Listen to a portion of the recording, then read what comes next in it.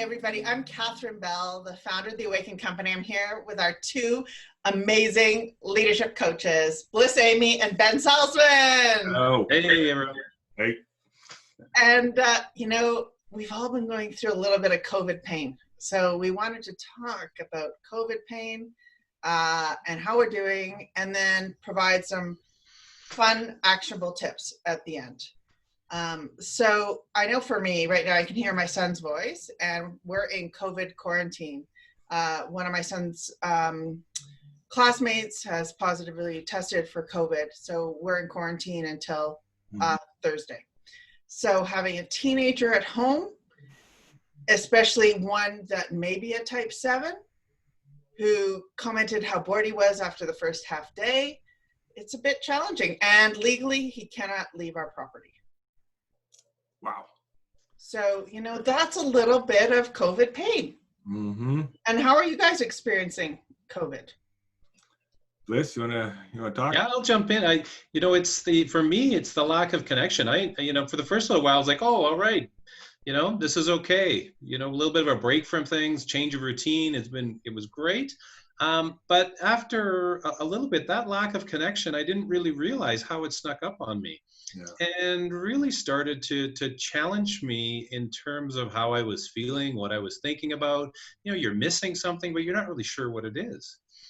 And I've had a couple of experiences over the last couple of weeks where I've been back together with some people in some physically distant settings. And you're like, that's what it is. It's these random conversations with people you just run into that don't happen anymore. And Zoom doesn't do it. And these scheduled conversations. So I'm really finding that I didn't realize how those random conversations you have with people and being part of that really is important to me. So that's, and how to reconstruct that, how to rebuild it in this environment. Yeah, it's nuts. Yeah. The isolation, there's more and more people complaining of loneliness and depression and anxiety, largely out of isolation. Like, we just don't get to love up on each other. We are in our own little silo. For us, it was largely around my kid. I've got a 9-year-old Jordan who's Enneagram type 4 and wants to be expressed and out and engaged and wants to sing to the world, and just to be on her own and in the family was like, it was tough. We were hard pressed to find outlets and engagement and social connection for her. And then we're with her all the time. I'm running a business, my wife is running a business. So just the lack of time, and everybody, a lot of us are kind of at home now, and we used to be in offices. And if you have a child and you're at home and your child isn't going to school, that's a full-time job right there on top of your full-time job. So there's a lot of people in the working, I've got a lot of clients who have people who work for them. I'm working with the leaders, and the people who work for them have 1 kid, 2 kids at home. And there's all these, like, how much work can we do, and what are the expectations? And there's just a lot of pressure on families with kids that is unseen by people who don't have kids that I've been seeing in the world. Ben, you raise a really important point. What they've actually found is parents' mental health during this time is much lower than those who aren't parents. Yeah. Like statistically significant as well. The whole suicide ideation has gone through the roof. And also about 36% of people are feeling way more stressed at work. Yeah. Way more stressed at work. So, what are we going to do about this? Like, I do believe that our intention and our action can change our experience. So as two leading leadership coaches, what would be some practices that you'd offer people? Well, Kath, you mentioned a big one, around uncertainty, that we've kind of entered this, what we think is this incredibly uncertain world of what's going to happen, next week, next month, next year.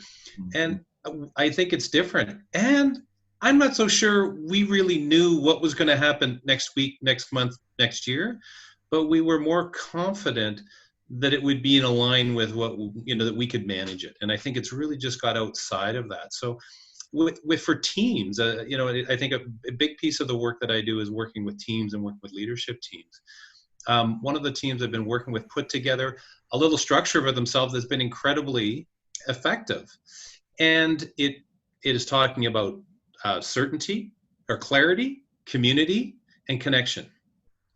And what they're doing is the leader's saying, okay, my job is to create some clarity. Even though we don't know what's going to go on, I got to help let you know what we know, when we know it, make sure I'm transparent, getting you the information as quickly as I can. And the other piece is the community, that we're all in this together. So they're setting up some times where they are meeting all together.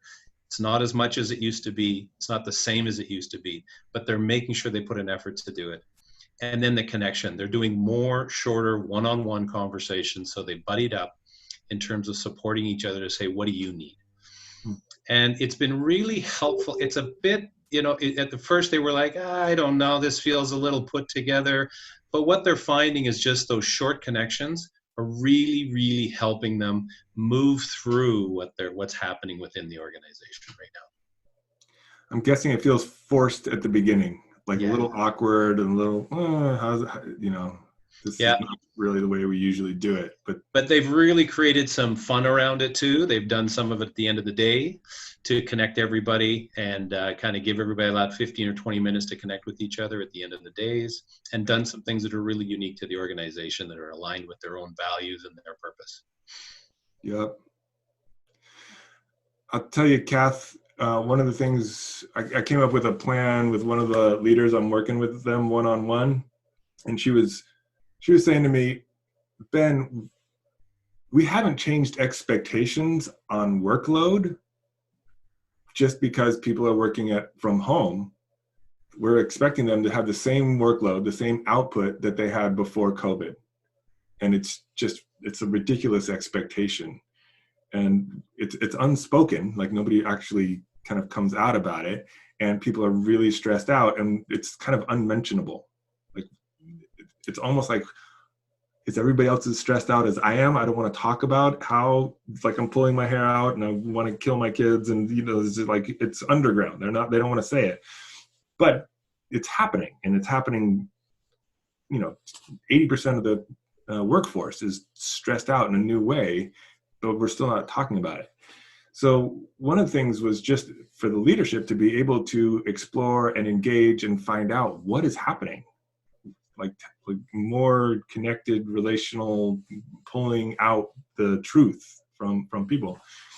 And then we decided that people just needed to take more time off. We needed to take more breaks. We needed to take, so it started with the leadership. We had to get the leadership on board with this first. Going to water ski, send pictures back about them water skiing to the troops, so that everybody's like, we're allowed to do, we can do that. Like that kind of, how many things can you do that nurture your soul? Another one was just at a lake in the forest, and pictures about that, them enjoying that. It's just whatever we could do to make it okay, because it's got to come from the top down, or people won't do it. If you just say it's very important for you to take time off, but then the leadership isn't demonstrating it, nobody will do it. They'll continue to stress out, and then you're going to have a bunch of burnout in 3 months. Because there's a lot of people who are at the edge of burning out and not telling their leaders, their managers about that. And the other thing, and I just started doing this personally last week, there's a lot of new research out around grounding, and this idea that as we get stressed and as we start to amp up, we build up an electrical charge in our bodies, particularly because we're all on Zoom all the time now. We're not out in nature. So this electrical charge that we build up, it causes inflammation in the body. It increases stress. I mean, it's like we're like this in the inside. And so when we start grounding, meaning getting your feet on the ground, your hands on the ground, imagine a grounding cord that comes from any electrical socket. The reason that we have grounding cords is so that charge doesn't rifle through our house and blow things up. We're the same way. We humans are the same way. So if we can ground for 20 to 30 minutes a day, everything relaxes. stress levels tend to go down, pain in the body goes down, inflammation goes down. Like we become humans again instead of cyborgs plugged into the internet. And we get our humanity and our health back. So that's the other kind of personal thing that I've seen. It works really well, like personal testimony. I'm so much more relaxed and in myself, kind of present than I was a week ago, just from the grounding. Thank you so much, you guys. Just great, helpful tips. I'm going to share some practices that I do. And one is I've committed to go outside every day, to be outside every day. Now, you know, if you're in California, that might feel like one thing. It was minus 18 Celsius the other day in Canada. Ooh. And I was out there walking. And I just, for me, being in nature, it's that grounding that you speak of, Ben. Yeah. And really kind of connecting to the earth and connecting to what is around, the vastness of what is around when we're outside. And that has been an incredibly powerful practice for me, is to get outside every day. So I've committed to myself, even when it's minus 45, I will be out there. So that's one of my personal practices.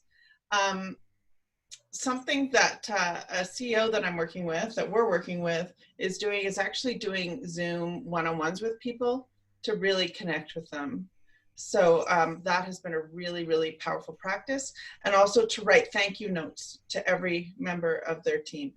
So that's something, just gratitude, I think just is really helpful. And thirdly is, you know, we need our friends. So our friends, our colleagues, so booking time with friends, I think right now, and I feel it's been a huge support for me, is to know that I see Karen on this day to do yoga, and it's a commitment we have to each other, and we keep each other mentally sane through through that connection. The other thing I would invite everybody to spend time on is whatever spiritual practice you have. Whatever it is, I think now is the time to really reconnect with our spirits. And so for me, I have a Buddhist practice, a goddess tarot practice, and that is like my anchor in everything I do. So I would really invite people to take the time now to really connect with what is real. So It's the season for it. This is the time. Mm-hmm. Double down on your internal practice, getting connected. Mm-hmm. Yeah. I think really now it's like we have the internal, the external, and then there's the secret, and we've got to give voice to the secret, which is what both of you were actually saying in your descriptions, is the secret stuff, the unmentionables, the uncomfortable stuff. We need to start talking about it. So you guys are amazing, and I'm so thankful to have you both on the Awakened Company team. And you're here to support people through your executive coaching.